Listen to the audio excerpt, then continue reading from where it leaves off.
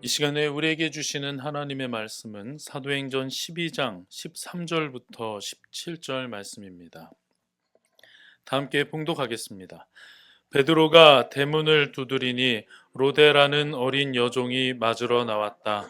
그 여종은 베드로의 목소리를 알아듣고 너무 기뻐서 문을 열지도 않고 도로 달려 들어가서 대문 앞에 베드로가 서 있다고 알렸다. 사람들이 여종에게 내가 미쳤구나 하고 말하자 여종은 참말이라고 우겼다. 그러자 그들은 베드로의 천사일 거야 하고 말하였다. 그동안에 베드로가 줄곧 문을 두드리니 사람들이 문을 열어서 베드로를 보고 깜짝 놀랐다. 베드로는 손을 들어서서 그들을 조용하게 하고 주님께서 자기를 감옥에서 인도하여 내신 일을 이야기하였다. 그리고 그는 이 사실을 야고보와 다른 신도들에게 알리시오 하고 말하고는 거기에서 떠나 다른 곳으로 갔다. 아멘. 오늘 우리가 읽은 이 본문은 12장 13절에서 17절이지만 오늘은 12장 전체의 말씀을 가지고 한번 말씀을 나누도록 하겠습니다. 12장의 내용은 그 자체로도 하나의 어떤 독립된 스토리라고 할 수 있을 정도로 기승전결이 딱 있어요. 그래서 그 내용을 보시면 또 여기서 하나님께서 말씀하고자 하는 바를 좀 더 선명히 확인할 수 있을 거라고 생각합니다. 특히 오늘날 우리에게 참 적용점이 크다 하는 생각이 듭니다. 이 12장은 사도행전 전반부의 마지막 부분입니다. 사도행전 12장 24절까지가 전반부의 마지막이라고 보실 수 있고요. 한 절 남았는데 12장 25절부터 해서 사도행전 그 나머지까지가 이제 후반부라고 할 수가 있거든요. 그래서 오늘 우리는 전반부까지 보고 또 잠시 또 다른 말씀들을 좀 보다가 나중에 사도행전 후반부로 좀 들어가 보려고 합니다. 오늘 12장의 전반적인 스토리는 이렇습니다. 여러분 성경을 한번 눈으로 1절부터 보십시오. 1절부터 보시면서 제가 말씀을 좀 드릴게요. 1절에 아주 중요한 등장인물과 표현이 나옵니다. 이 무렵에 헤롯 왕이 손을 뻗치다. 오늘 설교 제목이 왕이 손을 뻗치다인데요. 여기서 가져온 이름이거든요. 헤롯 왕이 손을 뻗쳤다. 예전 성경에서는 손을 들었다라고 하는 표현이 되어 있는데 이것은 이제 왕으로서 영향력을 행사한다는 얘기겠죠. 왕이 본격적으로 등장을 하고 간섭하고 있다라는 이야기인데 그가 손을 뻗쳐서 한 일은 이것입니다. 12장 1절 마저 봅니다. 교회에 속한 몇몇 사람을 해하였다. 그냥 박해를 한 게 아니고요. 그 다음 보시면 그는 먼저 요한과 형제지간인 야고보를 칼로 죽였다. 성경에서 이 사도행전 말씀에서 사도행전 말씀이 아니고 성경 전체에서 사도가 죽는 유일한 장면입니다. 그 전에 스테반 집사님은 사도가 아니었잖아요. 집사였잖아요. 사도가 죽는 유일한 장면이에요. 성경에 기록된. 항상 그 보아너게라고 불렸던 그 요한과 그 야고보 형제잖아요. 여기 본문에서도 요한과 형제지간인 야고보. 항상 둘은 언제나 세트로 성경에서 언급이 될 정도로 둘이 같이 붙어 다녔어요. 참 신기하죠. 가장 먼저 순교를 당한 사도가 야고보인데 마지막까지 살아남은 게 요한이에요. 하나님 일하심이 참 어디에 그 뜻이 있는지 알 수 없다 하는 생각이 듭니다. 어쨌든 헤롯이 야고보를 칼로 죽이게 됩니다. 이 세상 권력을 상징하거든요, 헤롯은.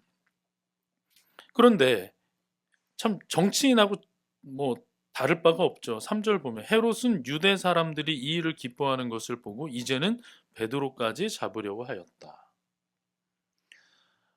이 군중들의 심리를 이용했고 포퓰리즘이죠. 전형적인 포퓰리즘이죠. 사람들이 좋아하니까 이거 야고보 죽이니까 좋아한다. 그럼 베드로도 죽여야 되겠다 해서 베드로를 잡아 가둔 상황입니다. 그러니까 교회가 크게 지금 어려움을 당한 거죠. 사도가 죽은 게 처음이니까요. 우리가 베드로와 뭐 바울 어떻게 죽었다 그런 얘기를 하지만 그건 성경에 기록되어 있는 게 아니라 전승이에요. 그러니까 정확한 건 아니에요. 바울 같은 경우는 네로 때 분명히 이제 그 참수당한 거는 맞아요. 다른 사도들은 다 전승이죠. 어쨌든 성경에 기록된 건 야고보인데요.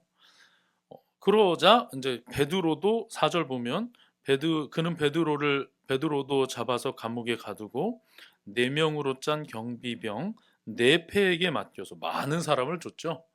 16명이잖아요. 맡겨서 지키게 하였다. 그러니까 4인 1조 4개 조를 거기 배치해서 철통같이 거기를 지키고 있었다는 겁니다. 왜 그러냐? 자, 6월절이 지나면 백성들 앞에 그를 끌어낼 속셈이었다. 끌어내서 뭐 하겠어요? 죽이는 거죠. 와, 이건 뭐 초대교회에서 베드로가 이렇게 죽는다? 정말 교회는 절체절명의 위기 가운데 놓이게 됩니다. 그때 이제 5절을 보면 이렇게 되어서 베드로가 감옥에 갇히고 교회는 그를 위하여 하나님께 간절히 기도합니다. 이런 상황 속에서 이제 6절 이하에 신비한 일이 벌어집니다. 6절 이하를 보시면 헤롯이 베드로를 이제 끌어내서 죽이려고 한 전날 밤에 베드로가 다 계속 눈으로 보세요. 쇠사슬에 묶여가지고 있는 상황이었거든요. 그런데 그때 천사가 나타나요. 주님의 천사가 나타나서 간방이 환하게 비치게 되고요. 베드로를 막 깨웁니다. 일어나라. 빨리 일어서라. 하고 그 순간에 손목에 메어졌던 게 풀리죠. 그리고 겉옷 두르고 나를 따라오라 해서 빨리 옷 입고 나 따라오라고 합니다. 신발 신어라. 아주 급히 막 채비를 하게 하고 데리고 나가요. 천사를 따라갑니다. 자, 그런데 여기서 중요한 것은 베드로는 이게 실제로 벌어지고 있는 일인지를 잘 몰랐어요. 그냥 잠결에 환상을 봤다고 생각을 합니다. 그런데 계속 따라가 보니까 초소를 막 지나고 철문이 막 저절로 열려요. 그리고 거리 하나를 지나고 갑자기 천사가 사라집니다. 그러니까 영화보다 더 영화 같은 거 아니에요? 제가 늘 말씀드리는 게 실제는 영화보다 더 영화 같다는 거예요. 실제는. 특별히 영적인 세계까지를 보면 정말 극적입니다. 요한계시록 보십시오. 얼마나 영화 같은지. 정말 영화 같거든요. 어쨌든 베드로는 그렇게 해서 감옥 밖으로 나오게 됩니다. 그때 베드로가 깨닫게 되죠. 11절 봅시다. 그때야 베드로가 정신이 나서 말하였다. 이제야 참으로 알겠다. 주님께서 주님의 천사를 보내셔서 헤롯의 손에서 그리고 유대 백성이 꾸민 모든 음모에서 나를 건져 주셨다. 추측할 수가 있는 거죠. 헤롯이 베드로를 잡는 명분이 유대 백성들이 만든 어떤 음모가 있었던 것 같아요. 그걸 명분으로 베드로를 가뒀던 거죠. 거기서 구해 주신 겁니다. 그리고 바로 자기를 위해서 기도하고 있었던 사람들에게 가죠. 자, 12절 보겠습니다. 이런 사실을 깨닫고서 베드로는 마가라고도 하는 요한의 어머니 마리아의 집으로 갔다. 이 방 어디인지 좀 떠오르시나요? 성령 강림 때 그때 사람들이 모여서 기도하던 거기거든요. 거기서 또 교회 아마 이제 여기가 좀 컸던 것 같아요. 그러니까 여기에 사람들이 많이 모여서 온 교회가 모여서 기도하는 거죠. 여러분들 아시겠지만 신약 교회는요. 이렇게 큰 예배당이 없었잖아요. 그래서 각 가정의 교회가 있었잖아요. 그래서 가정교회라고 하지 않습니까? 근데 그 중에 이제 큰 집이 있으면 거기에 모여서 합심하여 기도하고 있는 거예요. 그리고 이제 우리가 읽은 그 부분입니다. 두드렸어요. 로데라는 여종이 나왔어요. 여종이 문도 안 열어주고 너무 좋아서 뛰어들어가서 베드로 왔다고 했어요. 그랬더니 사람들이 아니야 베드로의 천사일 거야. 그런 말을 합니다. 베드로의 천사는 없어요. 그런 거 없어요. 그냥 그들이 그렇게 생각했다는 얘기예요. 말이 안 되잖아요. 그들이 입장에서 생각해 볼 때는. 말도 안 되는 얘기 하지 마. 뭐라고까지 합니까? 너 미쳤니? 이렇게까지 얘기했어요. 너 미쳤니? 이렇게까지 얘기를 하고 계속 두드리니까 가서 보니까 베드로가 있어요. 너무 깜짝 놀라니까 베드로가 조용히 하게 하고 자기에게 일어난 일을 알려줍니다. 그리고 자리를 떠나요. 여기서 여러분 하나 좀 보셔야 될 게 17절에 보면 야고보 얘기가 나와요.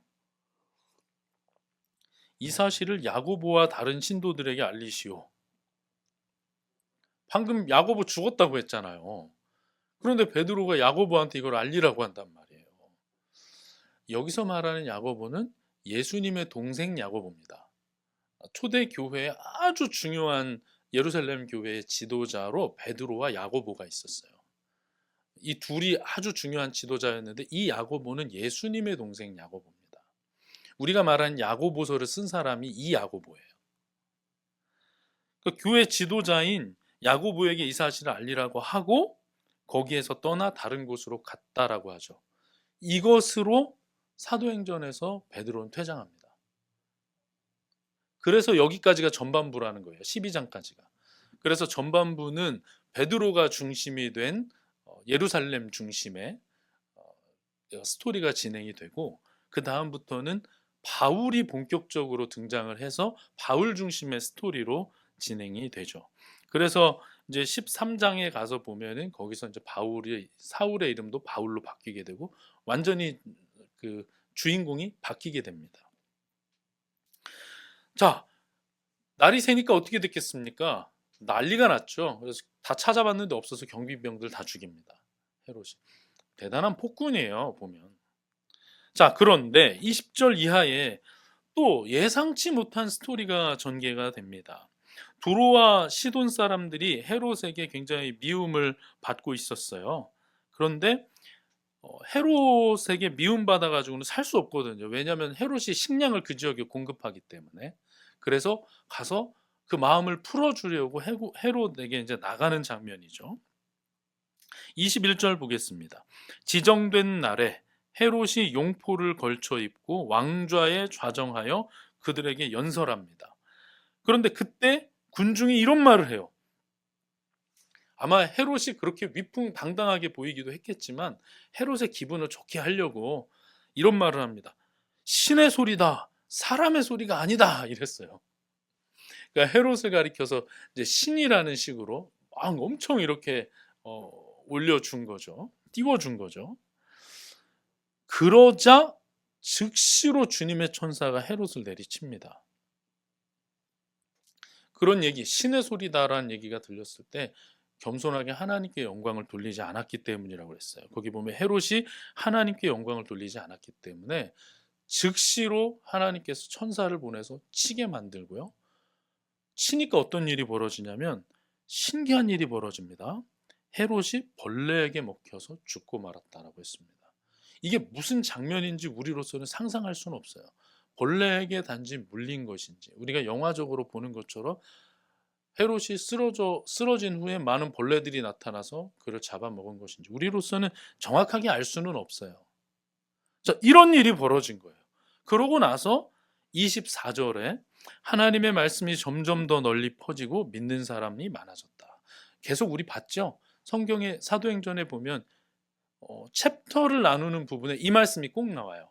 그래서 이런 일들이 있었음에도 불구하고 이런 일들이 있었기 때문에 교회는 더 든든히 서갔다 라고 해서 딱 전반부를 매듭 짓고 바로 25절에서 바나바와 사울이 등장하면서 바울의 전도 여행이 13장부터 시작이 됩니다. 자, 오늘 우리는 이 12장 말씀을 가지고 좀 얘기를 해볼 텐데요. 12장의 주된 메시지는 여러분 뭐 같습니까? 뭐 같아요? 여러분 12장의 주된 메시지는 누가 진정한 왕인가입니다. 그동안에는 여러 사건 속에서 하나님의 주권에 대해서 암시하고 우리에게 가르쳤잖아요. 예를 들면 차별하지 말아라 라고 하는 그 이유 속에서 하나님이 그렇다고 하면 그런 것이다 라고 하는 하나님의 주권, 하나님의 능력 이런 것들이 나타났다면 전반부를 매듭 짓는 장면에서는 그렇게 암시적으로 알리지 않고 대놓고 얘기합니다. 헤롯이라고 하는 왕이 등장하게 하고 그가 폭정을 행하고 그럼에도 불구하고 그 안에서 하나님께서는 놀랍게 일하시고 신비하게 일하시잖아요. 신비하게 일하시고 마지막에는 그 왕을 어떻게 해요? 쳐 죽여버려요. 왕이 가장 높아졌을 때, 여러분 왕이 가장 높아졌을 때는 언제냐면요, 신소리를 들을 때예요. 우리 고대 이집트에서 어, 아마 역사적으로 그렇게 강한 전제 왕권은 없었을 것이다 라고 하는데, 그때 정점에 있었던 파라오는 신이라고 불렸단 말이에요. 로마가 권력의 정점에 있을 때 황제를 신이라고 섬기라고 했어요. 그러니까 가장 높아졌을 때 신이라는 소리를 듣는데, 지금 세상 권력을 상징하고 있는 헤롯이 정점에 있을 때, 권력의 정점에 있을 때 벌레에게 먹혀 죽어요. 이게 여러분 매치가 됩니까? 바로 사람의 소리가 아니다, 이건 신의 소리다 한 직후에 그가 당한 일은 벌레에게 먹혀 죽는다니까요. 여기서 우리가 주목할 것은 벌레가 어떻게 먹어서 이 사람을 죽였느냐가 아니라, 이 사람이 벌레 같은 것에 죽을 정도로 그가 아무것도 아니더라라는 거예요. 그 실체죠. 다시 말하면 진짜 왕인 줄 알았는데 가짜 왕이더라. 수많은 사람들을 죽이고, 오늘 본문에만 도대체 몇 명 죽인 거예요? 야고보 죽였죠? 야고보만 죽였습니까? 해를 가했는데 그 중에 죽은 사람 이름이 야고보 하나만 얘기한 거죠. 지켰던 사람 16명 다 죽었잖아요. 오늘 본문에만 그 많은 사람들을 막 이렇게 그냥 손가락 하나로 그냥 죽이고, 막 말 한마디 고갯짓 한 번으로 그냥 사람을 죽일 수 있는 그런 권력을 가진 자인 줄 알았는데, 가만히 보니까 벌레에게 먹혀 죽는 자밖에 안 되더라. 그래서 가장 높아졌을 때 가장 낮은 곳으로 내치시면서 진짜 누가 왕이냐라는 것을 오늘 본문은 아주 선명하게 보여줍니다. 여러분, 교회가요, 그때나 지금이나 세상 권력과 많이 충돌하면서 교회는 전진합니다. 교회는 그렇게 전진했어요. 종교개혁 당시도 마찬가지고요. 그 전에도 마찬가지고요. 교회는 계속 세상의 핍박을 받습니다. 누누이 말씀드리지만 세상 속에서 교회는 이물질처럼 여겨진단 말이에요. 그래서 종교개혁이 일어나서 프로테스탄트가 아니라 그리스도인들은 어디서나 프로테스탄트라고 말씀드리는 거예요. 주도권을 가진 사람들 속에서 저항하며 정체성을 지키며 살아가는 게 교회의 숙명이고 정체성이란 말이죠. 세상은 정치 권력을 만들고요, 그 정치 권력은 로마의 황제일지라도 세상 사람들의 눈치를 보게 돼 있습니다. 여러분, 왜 콜로세움이 있는 거죠? 황제권을 유지하기 위한 거예요. 사람들 재밌으라고 그런 게 아니라 이걸 통해서 황제를 좋아하도록 만들기 위해서 콜로세움도 만드는 거잖아요.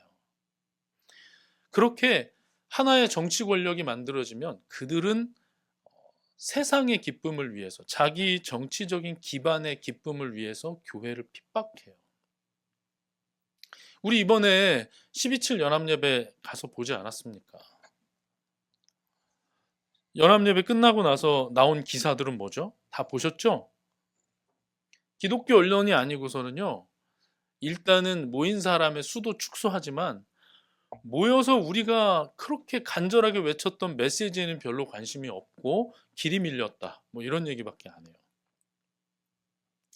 그리고 저쪽에서 했던 정치 집회하고 우리 집회 사진을 자꾸 섞어가지고 우리도 태극기하고 성족이 흔들고 있었던 것처럼 세상 사람들한테 계속 그렇게 홍보를 합니다. 정치 권력이든 세상 사람들이든 교회를 핍박하죠. 지금보다 더 세게 부딪힐 겁니다. 그날 그 독일의 어떤 대학 총장이 와서 얘기했죠. 자꾸 왜 로마가 나오죠? 독일에서 어떤 일이 벌어지고 있는지 얘기했잖아요. 그제 어떤 일 벌어졌는지 아시죠? 예. 자기 성별 결정법인가 하는 법이 발효가 됐어요. 그래서 이제 독일은 공식적으로 그제부터 자기 성별을 결정할 수 있게 됐어요. 와, 그런 과정으로 세상이 나아갈 때 교회는 저항하고 교회는 핍박당할 겁니다. 그러나 여러분 두려워하지 마십시오. 진짜 왕은 하나님이십니다. 오늘 제가 설교 제목으로 왕이 손을 뻗치다라고 했는데요. 아까 1절에 보면 헤롯 왕이 손을 뻗쳐서 라고 말을 했지만 가만히 보면 헤롯 왕이 손을 뻗친 것으로 이야기가 시작되었지만 그 안에 담겨 있는 12장 전체의 내용은 진짜 왕이신 하나님, 우리의 왕이 손을 뻗쳐서 행하시는 일들을 보여줍니다. 갇힌 하나님의 백성들을 구해내시고 기적을 일으키시고 또 거짓된 자를 드러내시고 땅에 처박으시고, 그래서 진짜 하나님이 손을 드실 때, 진짜 왕이신 우리 하나님이 손을 뻗치실 때 세상 왕이 어떻게 되는지, 그리고 실제 역사가 어떻게 흘러가는지를 우리에게 선명히 보여주고 있다는 것입니다. 여러분, 오늘 이 말씀을 통해서 우리가 다시 한번 위로받고 새 힘 얻을 수 있기를 간절히 바랍니다. 자, 그런데 오늘 본문에서 우리로 하여금 주목하도록 유도하는 부분이 있어요. 그러니까 메인 아이디어는 누가 진짜 왕이냐 이거를 보여주고, 진짜 왕이신 하나님이 손을 뻗치실 때 어떤 일이 벌어지느냐를 보여주지만 우리에게는 더 주목하게 만드는 게 있단 말이에요. 그게 뭐냐면 바로 기도입니다. 기도. 더 정확하게는 교회의 기도입니다. 교회의 기도. 우리가 보통 중보기도라고 하죠. 뭐 용어가 도고라고 해야 된다, 중보기도란 말 잘못된 표현이다 이렇게 말하는 분들도 있는데 다 쓰니까 쓰기로 했어요. 그 표현을. 저처럼 말 똑바로 하라고 막 이렇게 하는 거 좋아하는 사람이지만 중보기도, 지금 교회의 기도, 중보기도에 대해서 주목하게 만듭니다. 오늘 기도의 여기서 이루어진 기도의 내용들을 한번 보면서 진짜 왕이신 하나님이 손을 뻗치실 때 우리 성도의 모습들에 대해서, 또 우리가 가야 할 방향에 대해서 조금 더 생각해 보도록 하겠습니다. 자, 아까 베드로가 잡혀가자마자 5절에 어떻게 됐죠?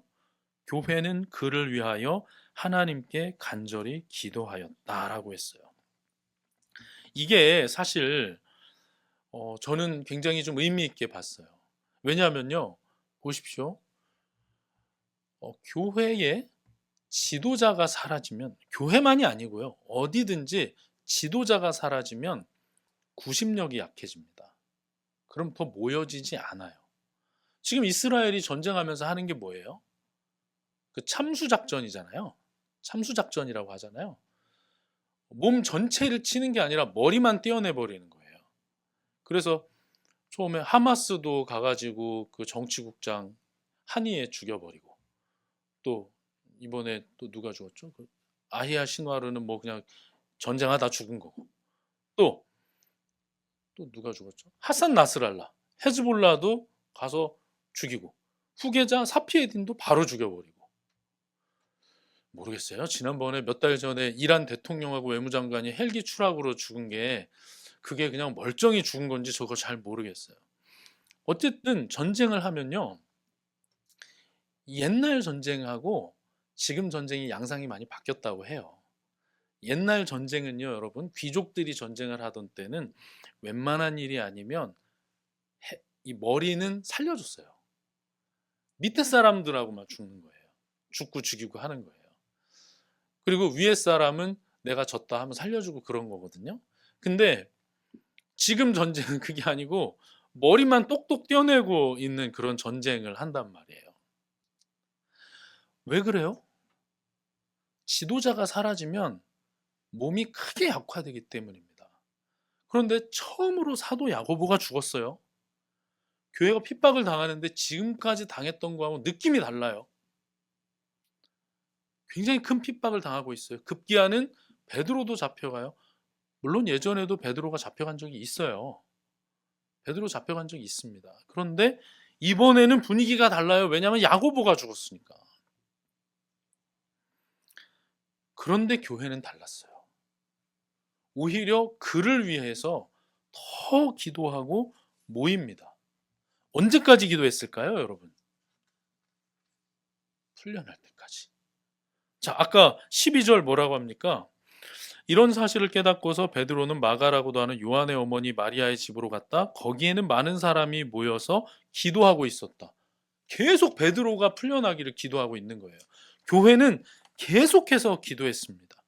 여러분, 여기서 한 가지 확실하게 기억하십시오. 기도할 때 하나님 일하십니다. 하나님 일하십니다. 특별히 서로를 위하여 기도할 때 하나님 일하십니다.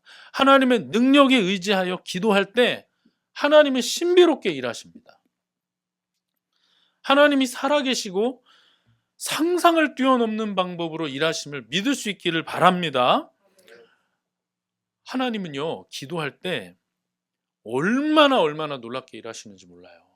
어느 정도냐?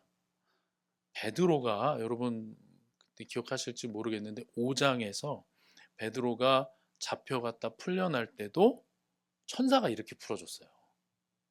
이렇게 디테일하게 써있진 않아요. 그런데 5장을 보면 베드로가 끌려갔다 풀려날 때 천사가 와서 풀어줍니다. 다시 말하면 베드로는 이런 일을 이미 겪은 적이 있어요. 겪은 적이 있음에도 불구하고 이게 지금 뭔가라고 어리둥절할 정도입니다. 어리둥절할 정도로 상상을 뛰어넘어서 일하시는 분이에요. 베드로만 어리둥절했나요? 교회는 어떻습니까? 사실 이 부분에 대해서 설교를 아주 많이 하는 내용이 이겁니다. 교회가 어려움 당했을 때 시작부터 끝까지 계속 기도했는데 그들에겐 뭐가 부족했죠? 믿음이 부족했어요.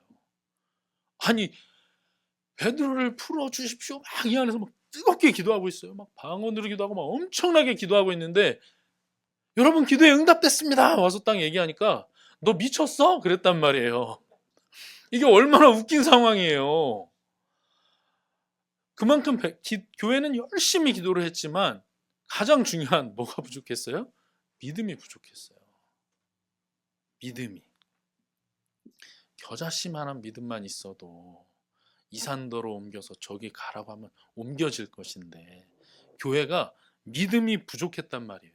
그런데 이것은 교회의 연약함을 의미하기도 하지만 너무나 상상을 뛰어넘어서 일하시는 하나님의 초월성과 능력, 우리로서는 가늠이 안 되는, 어떻게 보면 우리는 하나님의 능력에 대해서 일상적으로 말하지 않습니까?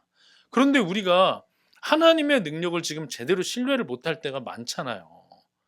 하나님을 우리가 제대로 못 믿을 정도로 우리는 약하고 하나님은 초월적인 분이시란 말이에요. 너무나도 놀라우신 분, 그 자유. 그래서 여기서 우리가 또 발견할 수 있는 것, 지금까지 본 내용이 사실 다 그렇습니다.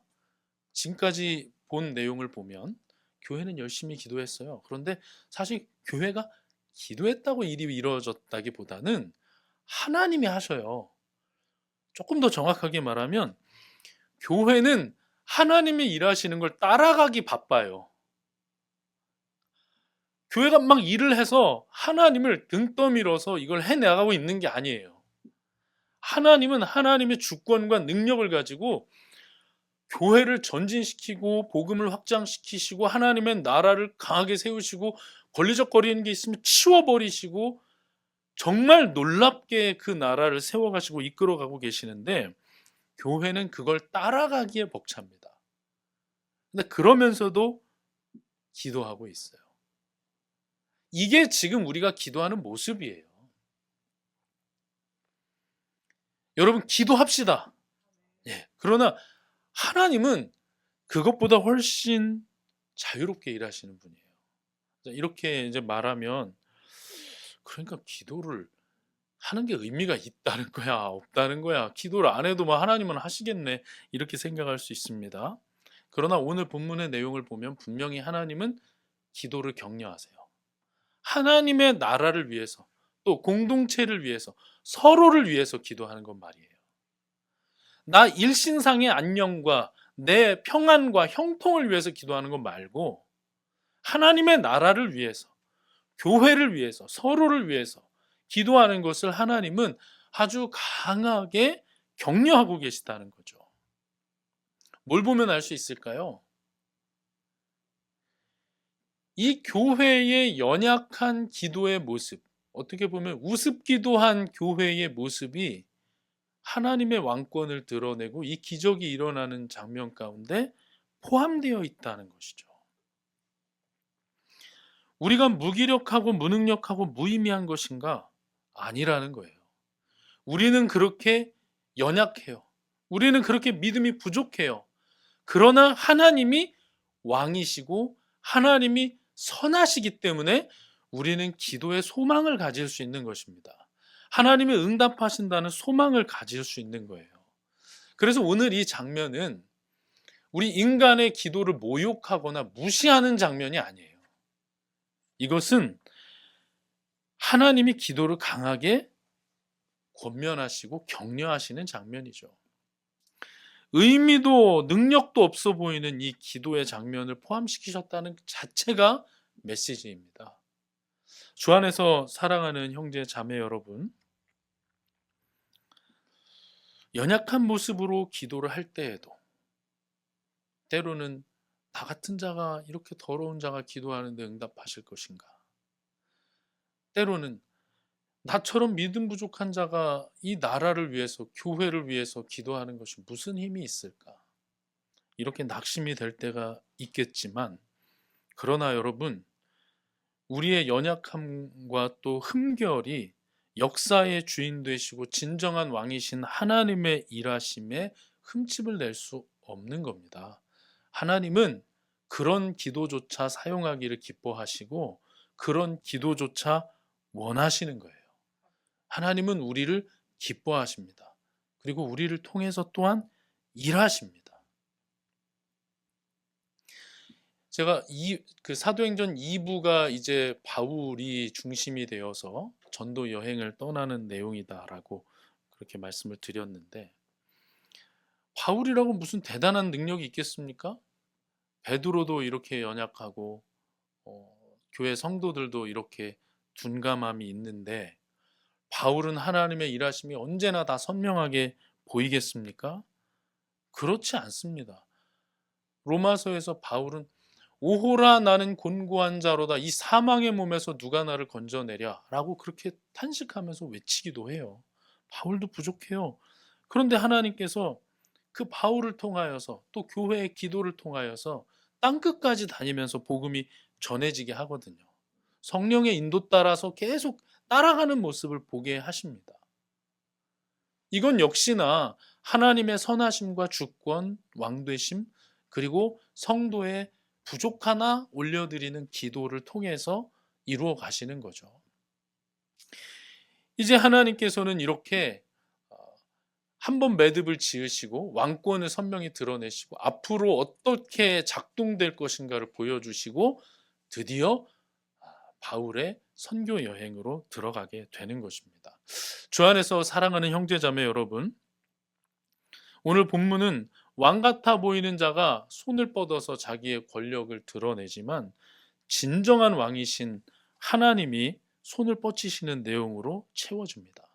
그리고 하나님은 우리가 설명할 수 없는 사건들, 때로는 상상할 수 없는 사건들이 일어날 때조차도 그분의 교회를 지키시며 그 계획을 차근차근 이루어 가신다는 사실을 다시 한번 마음에 새길 수 있기를 바랍니다.